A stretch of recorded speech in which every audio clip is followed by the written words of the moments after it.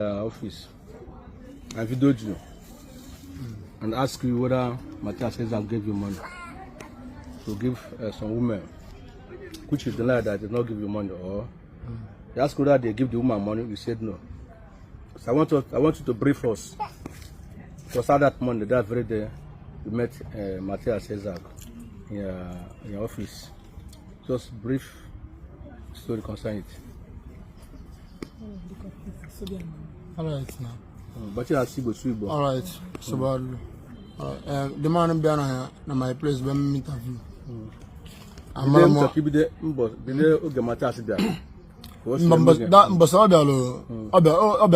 True. May transfer 130,000. Yes, can I already there? Mad 19 can 100,000. So mad 10,000 each. Which I did it. So from nowhere, somebody see from nowhere. Now some now Mathias send there. So it sure. Someone na me 10,000 na ezogu so yes. Someone na ma addition mu ezogu na nye nda 10,000 na. You say na man no present mbe those 3 women receive 10,000 na. Understand? But I received 130,000. That's what I told you. Mathias, you give the 130,000. Yes. So I received the money. So and we should share the money equally. Okay. That 130,000 you were getting doesn't care for. Okay. The money equally. Without 30,000 now, this woman. Okay. So yeah, shares here to tell people. Okay. Which means that ego nyerigi. Was it that time you get one cause? Yes, or deliver those 3 women. Okay, those 3 women. Yes. Not okay, in your those 3 women. Yes, okay. That's what happened. And yeah, some never understand. Honestly, from nowhere, as soon as I send there, which number bless accent there. Okay. But when I can phone, joy, my send the condition. Come on, the person arrest. Can the person? Can the person instantly? I'm going to interview before you post. I'm going to interview, and I was just more feeling no, I was sending there. The question of June. I'm asking about to be implicated. I don't understand. Okay. But you go in your Diego, the 30,000. I can say 100,000 now. Mad 19 equal 5,000. Go lawyer and 10,000. Yeah, get 30,000, 10,000 now. You call much a million. Which a girl who can die. Okay, much making the 30,000. Yes, because she has only those 3 women. Okay. Yeah, some of them. Much again. In the cover, like it. On your 30,000 for that 3 women assisting 10,000. And then you okay, can you kiss me for in your transfer? I mean, I am for cash. I will tell you PS. Being that none of PS calculate over. So only PS were 401. Okay. My loss for that 30,000. Of 29,006. The onion yes, the anaka as onion, that 3 women are maronfa. Manande onion, the money gave Fakana. Just I need a judge on your banana just simply that day. No one after Papa for joining our colors on your banana after what I am. Mana in the 10,000 I'm a good move for that this woman. So well puyonkwa about na hana pop myself and apple kwap. Manetilu that ego na PS. The more I did the list nde ego. So more we kwe hankwa na ego ya batalo onye obuna. Even when they na no se heba. Mana hanya by the number for with account number and the money baba don account and they have na food because I had just a number. How would they say a lot? One, how would they say the 5,000? But then I know so. I'm on the man, how would they a lot? Even a hand now, look at how man at the money batalofa. Then in the 10,000, I'm a money.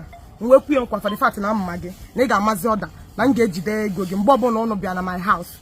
Manya natural one go fuchi, the one be well the money. So when they be Uluchi around about 7 o'clock after 7, go to Webia, well the money. Okay. Complete. Okay. Why, Oma? Kafagi? I'm like, of course, we could, Abezoku. Ego, 9,000. 9,600. Sure, we can. 9,600. Which means ego ni na Mathias were with that day o ruchoro onye obuna aka. Yes. Which is onye bịara video si na nwere genye mmadụ okwu asị connect of eziokwu ọ na-ekwu. Ihe ọ na-ekwu bụ okwu asị and amụrụ m onye afụkwụrụ m. the person any the hold responsible. Kita sef Any the hold responsible. ya mbụ never hear la mo. Because ebere phone ka nne use that surprise.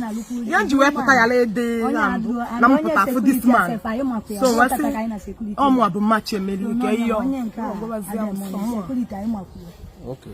So aya niile mesi kịta ke gwa m ndụmọdụ na-enye Mathias Ezeaku maka anyamaka ọ na-enye ndị mmadụ. Na gwa match emeri. Ndụmọdụ m na-enye ebu ya jisi ike. Na ka ọ na-enye mmadụ ka Chineke Chukwu okike abịa ma na-enyekwa ya mmaji kwuru mmaji. Yes, na ọnya bụ ihe anyị na-ekpe n'ekpele. Onye cheta nwanne ihe anyị nọ n'ụwa bụ peace, udo na ịhụnanya. Onye hụ ebe o yetinyere nwanne ya aka, ya nyere nwanne ya aka. Onye abụọ aga n'iru a na-ekwu ilie nwanne gị erie inwe nwanne gị enwe ihe niile wezuo oke. So na-ekpele na-ekpe n'isi ebu na ọ ga-agazi dịka ọ na-aga n'iru na-enye ndị mmadụ aka dịka akụ ya na-abawanye mmadụ kwuru mmadụ. Gwazụ m ya fọ nchọ ka ikwukwu okwu tiri okwu a. Ndụmọdụ ga-enye ndị na-ekwu okwu ọjọọ against him. Gwafe ha kwesịrị na-eme ọ bụrụ na-eme ka ha mma. Ndụmọdụ m na-enye onye ndị na-ekwu okwu against him bụ na ọka mma maka na ihe nọ n'ụwa bụ ụwa ka m pụta amarọ m ka o si adị mana ihe mma bụ na nwere ya sị na amarọ nke bụ eziokwu na eziokwu bụ ndụ. Na ndụmọdụ m na-enye onye ọbụla kwụba aka ya ọtọ ka ọ nwee ike gazierie udo na ịfụnanya inwe nye nwanne gị ka ị ghara ijizi achie ịghọtago. So na ihe ọ na-eme bụ ihe ọma, onye sịkwa na ọ na-eme ihe ọjọọ ya na chie o nwekwa ihe mfu ihe mma bụ na ọ na-enye ihe ọma. Ofu ndị oge enyela aka dade ọbịa o kwụsị ma ndị arụ na-adịrọ onwe ndị arụ na-adịrọ wepụtasị onwefa ma ndị eme fibroid ọ gwa ha n'ụlọ ọgwụ ha ga-eje ihe niile ha ji eke etiritefa free of charge ha anaba na fama akwụ 1 naira.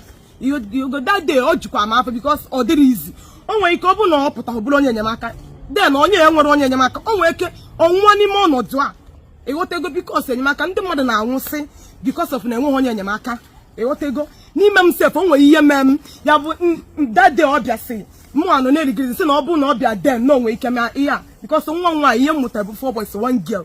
Nwa nwaanyị nwụrụ die 2 years ago and ihe bụ afọ otu mụ akpọghaligide one place in order nwere ebe no help enwere m ego ịghọtago at a point nwa m anwụọ ịghọtago. that day ọbịa si na-ekwusi ya dị tim onwe ka ozi na ndị na enwesịrị joy adịghị n'ime because o nwere ihe ncheta alili gbubekwa mma na n'ime ihe niile Chukwu maka o si wee dị ivugie.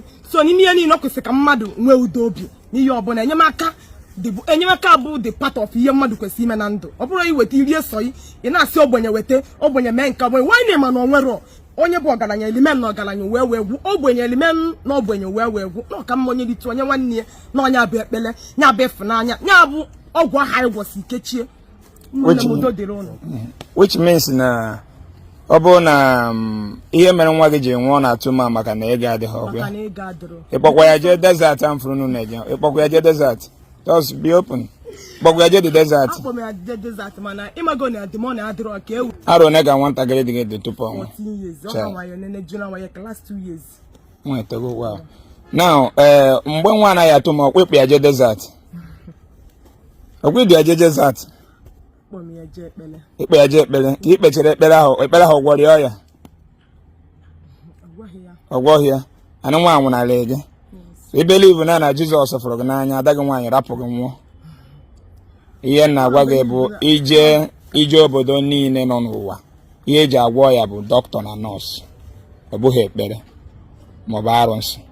Ndị nna nna ya gwanibela na o nwere alụnsị na-agwọ ya. Ihe dewere alụnsị n'ala Igbo bụ alụ kwụsị nsọ ana ka ọ na-asụ ụna na anụ nnekwu iji mee ka interview a zuo ezu maka onye eziokwu ka mbụ ka mgbe ụwa dịka anyị bịa kpụrụ sekuriti o wee bịa introduce anyị to nwaanyị aka o si na onye 30,000 ya ka mmadụ ịtọ na edozi 3 women nwaanyị a na onye a na nke ahụ ndị chọọchị reziri ego maka nke a mere na ịtọ ndị chọọchị fụzi vidiyo jere ezeri ego bụ ihe a na-eprichi si tụọrọ mmadụ ego na enweghị Jizọs na-enye mmadụ gịnị ego na mmadụ na-enye mmadụ gịnị ego.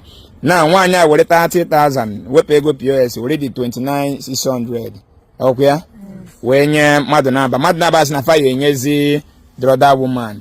Kedu onye ka o nyere ya n'aka?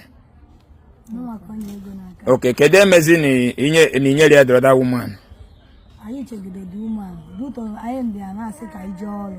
Anyị je ọrụ side ka anyị ma na ya fu the woman. N'ife nwa ya ji wesị ka onye ma ego abụ ka anyị dedie. Ka emekeshọn na ego onye ọbụla zi. Nọ na ya chegwe the woman na ya fle. Anyị debe ego asị na ya erikwe. Duto na anyị nwa adị ejekpere na desert ya nọ dị kata ka anyị ji eje. Onye a mere wesị n'ebe ma anya wele ego adịrị ka anyị jide ego na ofu mbosi nwere ike aja mmadụ. Now, the woman in person. Ana m ada afia ma ọ na-aga ekpere mana amaghị m ya amụrụ m ebe o si apụta. Nne m ịma the woman in person.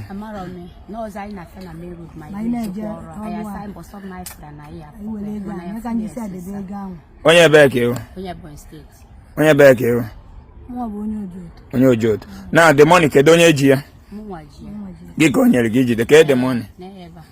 Okay, nke a bụ ego nke ya.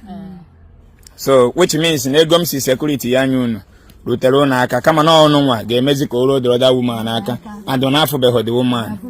Okay, biko security onwe mbọsị m mepere ọnụ dị adịsị na m enyego ndị ahụ 10,000 already. Ọgwụ ihe m kwuru bụ security gị nyefe 10,000. Enwe mgbe m mepere ọnụ si na eze akụ were 10,000 nye dị ụmụ nwaanyị ịtọ a. Ọgwụ m kwuru bụ na m akwụnye ya n'aka na m kwee gị ya na akaụntụ nyere m gị werezi aka gị nyefe 10,000. Na security onye nke bịa jụ gị ajụjụ wee jụọ gị sị gị ma nwere ego nyere eze akụ nyere ụmụ nwaanyị si ha mba kedu eze ebe iwe gị? Asịrọ mmadụ mba na m enyere mmadụ ego asịrọ m da person na ego eze akụ nyere m na m enyere those people. Ihe m na-akọwa ya bụ na nsị na m anụrụ na m afụrụ n'anya m mgbe e nyere those women 10,000 nọ ife m kwuru. Asịrọ m na eze akụ ewetere ego n'ihe m kwuru bụ na anọrọ m present mgbe e nyere those 3 women 10,000. Okay, after that then kwere gị 130,000 na naba akpọnugo gị na phone. Mbakwa. Kedu onye kpọọ nwanne ya? Mụ akpọrọ gị. Mbọsị kpọrọ gị nke gwa m. Gwa anyị na-esote osigo onye ọbụla. Na-efukwara ihe na-eme n'ịntanetị mege gwe na mmadụ ntị. Ya ga na mmadụ ọnụ. Maka ndị na-akata afa ya ibe m kwu. Na-ege ntị. Ịkpọ m sị m na ọ gị nwa security ma oji wee tiwesị gị na otego nchọwa nọmba gị. Ọkwa ya? Yes. Then isi m na ikesi gị ego na-efukwara ihe na-akpọtụ n'ịntanetị ma anya na mmadụ ntị. Na the next day ya ịkpọkwa m sị na onwe bịa mee gị interview ma mụ sendịrị onye a nsị gị gịnị? Nsị gị na ọ bụrụ ya. O nwere ihe ọzọ m gwara gị maka demasị na n'ihe ndị gwachara ya na o mepe ọnụ kwuo ya na ịntanetị. Na-ejidere the man responsible ka ụmụ ya na-abụ ka o nwe aka m adịbe happy na ejidere the man. Amalọ m onye Mba nsọ inweta the man abụghị nsogbu ọ dị very easy nsogbu adịrọ so na the man ịpụta echikịta n'ihe igwu kwere kịta na nwere ihe ọzọ gwara ya m kwuru. I wish na m ma apịa face to face ka mụ na ya ka o kwuo enwe ọ sị na since m nyechere gị na m na-akpọ gị na phone every day ka m na yes dade tupu na bụkwa nyere unu phone number m sisi nye onye ọbụla my phone number ngwa na ihe menụ iji mechisi okwu nwaanyị ahụ ekpunu kwesịrị inye 10,000 ndị fada bịa afụ vidio ahụ one reverend father wee chọbịa wee chọtịa ha were eri ego worth almost 2 million or more than 2 million kata which is ya na preach si onye nwe nsogbu si mee gịnị si tụọrọ ya ego atụọla gị nwa 2 million kata ma adịghị mma atụọla gị 2 million ma adịghị mma nwaanyị ọma atụọla gị 200 ma adịghị mma 2 million now ọ bụ Jizọs tụrụ dị ego ka mmadụ tụrụ dị ego ọkwa mmadụ now what am I telling you na ndụ ka ji Jizọs ezu ndị mmadụ oshi Jesus bụ afa ekreti eji ezu oshi ihe ndị kreti religion bụ fraudsters ị na-anụ na-ekwu ha ga-ewere Jizọs ma ego ụjọ n'ime narị gị ego lụọ school dobe expensive were ndị ọgaranya na-agụ na ya na-azụ onwe fa na-take care of themselves gwazie gị nwa jewe desert ọ bụrụ na enwere ego ya bije desert ata inweta onwe onye ga-emepere gị desert ị na ihe na-ekwu so gịnị ka na ịfọ na ije bank kịta febe ndị bank dowere ego kpọrọ ego na ị ga-ekpote ego kwa eziokwu ha na-akpọpe ebe ha na-edowe ego ị ga-akros ebe ahụ ha tie kamera everywhere ite isi dị ndị polisi eme gị anwụrụ gị so gịnị ka m na-agwa unu otu unu ji ego akaba na-arụkwa na chọọ the woman mee gịnị were gị ya mee gịnị nye ya adịghị happy na unu erighị the money mụ na unu enweghị any issue unu ekiri go onwe unu okay nwaanyị ọma enye 30,000 you tried your best ikiliela onwe gị na na-ekwu gị nwa sekuriti mgbe m na gị nwezi ishu bụ edute onye nke ahụ o wee kwụzie ihe ndị ahụ ị gwara ya i wee kwụzie mgbe ndị ọkaikpe ga-enyeziri anyị aka kpụtụpụ nke ahụ so that is it ngwa daalụ nụ ebutegoro unu nri nsisi butelu unu take away ọkwa ya ngwa nsogbu adịrọ onye efe eziokwu ya mebere ihe m chọrọ ka ọ dịrị onye ihu na mma dịrị onye azụ na mma achọrọ m ka samụnwa nọrọ ọfụma ka ndị ọzọ na-ata afụ ndị na-eme ka mmadụ bụrụ ọgaranya n'obodo ka ogbenye na ka gọvanọ na-aga without escort bụ gọọmenti ọ bụghị ekpere bụ gịnị asị n'ogene gọọmenti ọ bụghị ekpere dodere unu ka emesịa nọkwa ya think wee done ọfisa daalụ ọrụ unu rụrụ ọfụma daalụ